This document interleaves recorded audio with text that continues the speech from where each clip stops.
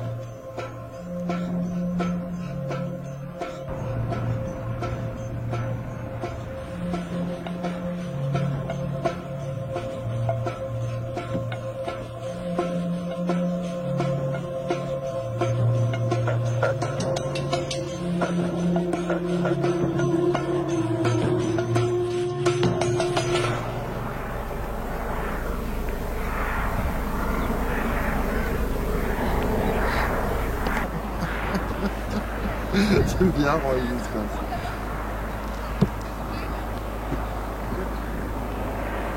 C'est Austerlitz. La brume se lève. Quelles sont les forces en place?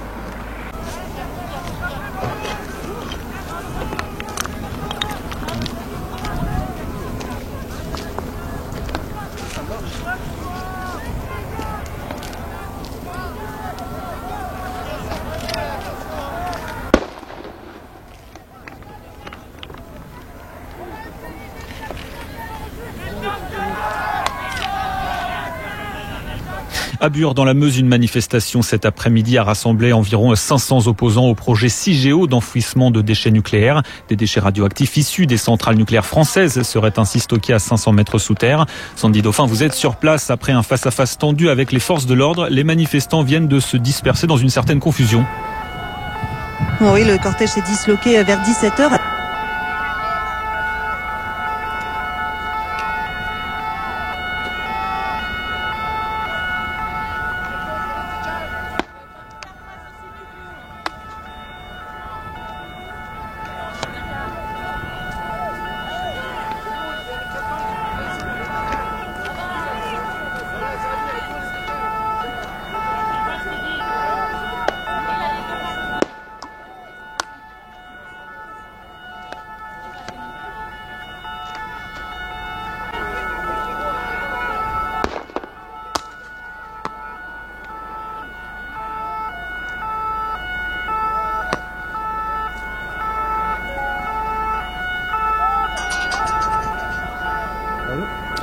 On a perdu. Lacrymogène, il faut dire que depuis. On vous écoute, Sandy. Oui, je disais que le cortège s'était disloqué vers 17h à travers champs dans un nuage de gaz lacrymogène.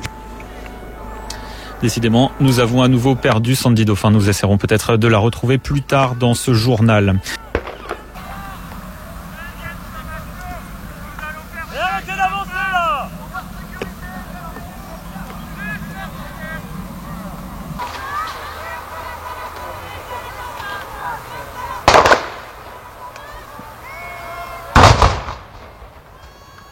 Ça rigole, ça comprend rien à ce qui se passe.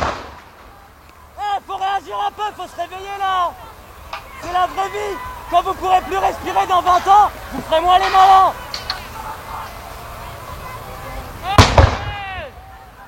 Nous retournons à Bure dans la Meuse où une manifestation, je le disais, a rassemblé environ 500 opposés au projet d'enfouissement de déchets nucléaires, Sandy Dauphin. Oui, je vous disais, Alexis, que le cortège s'est disloqué vers 17h dans une certaine confusion à travers champs dans un nuage de gaz lacrymogène. Il faut dire que depuis le début de l'après-midi, donc ce parcours de cette manifestation a été un peu chamboulé. Le cortège a été bloqué par un cordon de gendarmerie à la sortie du village de Bure juste après son départ. Il y a eu des tensions, il a fallu improviser un autre parcours. Les manifestants ont rebroussé chemin, un long détour à travers champs pour arriver au village de Saudron, où nous nous trouvons, et là nouveau face à face, des projectiles d'un côté, des gaz lacrymaux, des militants masqués qui défont des panneaux de signalisation, des pneus qui brûlent, et puis une dispersion, donc je vous disais, un peu dans la confusion. À l'heure qu'il est, il reste encore quelques manifestants qu'on voit au loin à travers champs, et puis une rangée. Ah, ça a à nouveau coupé, c'était Sandy Dauphin en direct de Bure, décidément.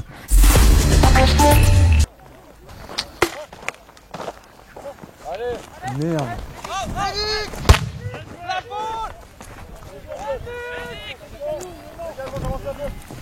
Ah, t'es fier de toi, tu l'as eu, hein. Bravo. Bien joué. Bien joué. N'importe qui pourra attester qu'une grenade qui fait une déclaration comme ça, si on la prend dans la tête, on est effectivement mort. Donc c'est une arme létale, super dangereuse qui est utilisée. Ça, je pense que personne, la grande majorité des gens ne sont pas au courant que ces armes sont utilisées dans ces cadres-là. Mais je veux dire, si cette journée du 15 août, la police, les gendarmes avaient tiré avec leur pistolet sur la manifestation, je pense que ça aurait été un scandale fou, quoi. Enfin, on n'aurait jamais laissé passer ça. Et là, ils ont tiré 15 grenades. Ils pourraient tirer en l'air avec leur pistolet aussi. En fait, pour moi, c'est exactement pareil que de tirer à balles réelles, même pire, en fait. Le Dijonnais n'était pas venu pour en découdre avec les forces de l'ordre. Sympathisant de ceux qui occupent les zones à défendre, il reste convaincu que le combat contre l'enfouissement des déchets nucléaires à Bure doit continuer.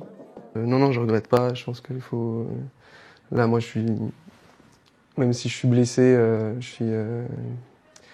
suis encore plus déterminé à me battre, et j'appelle tous ceux qui se posent des questions, tous ceux qui s'intéressent à ces choses-là, d'aller voir, de se renseigner. Je pense que c'est super important. Combatif, Robin va devoir l'être. Père de famille de 2 enfants en bas âge, c'est toute une vie qu'il doit désormais reconstruire.